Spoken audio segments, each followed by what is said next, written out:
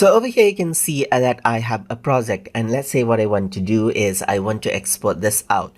So in that case, you can go around and click on the export button right here. And once you do that, over here you can see a preview of the project, and here you can see that there's different formats that you can export this in.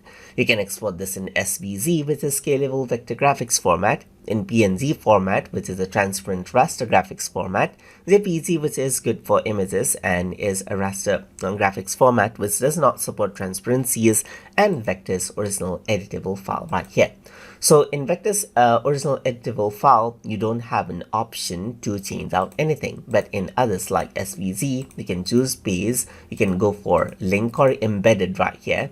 You can go for, let's say for example, 2x the size right here, and you can also go around and choose points right here for a certain resolution right here, just like this, and you have an option to print or download this. So if I were to go around and click on download, then you can see that you can go around and then download this out onto your favorite location right here, and it'll be downloaded. You can also go around and print right here and then get onto the printer settings over here, as you can see, just like this. If I were to go around onto JPEG, then you can see the width and height control right here. You can go around and change around the quality level over here, just like this. And for PNG, you don't get the quality level, but you can go around and simply download this out directly.